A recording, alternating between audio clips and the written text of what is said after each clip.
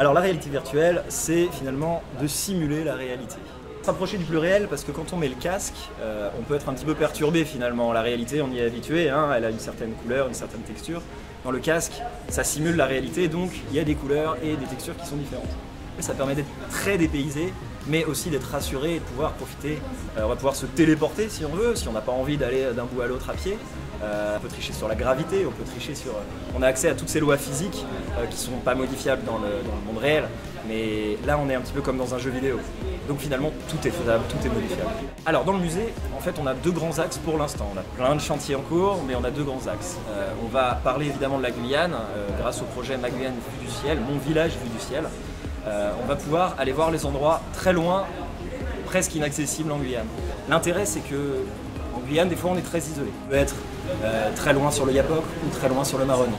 Là, grâce à ce musée, je vais pouvoir montrer par exemple à un Amérindien Wayampi de Trois-Sceaux comment c'est chez les Wayana de Antékounpata, le village, comment il a évolué, parce qu'il y a très longtemps, ils se côtoyaient grâce à un chemin qui permettait de traverser la Guyane par-dessus. Donc les anciens connaissent ça, les jeunes ne le connaissent pas. Rapprocher les peuples dans un sens. Parce que en Guyane, notre pays n'est pas si grand, mais il paraît pourtant immense en termes de transport. Et après, on peut encore s'exporter encore plus loin, parce que là on parle de la Guyane, mais pourquoi pas aller en métropole et montrer comment c'est Camopi? Pourquoi pas aller à New York et montrer comment c'est Saint-Laurent-du-Maroni?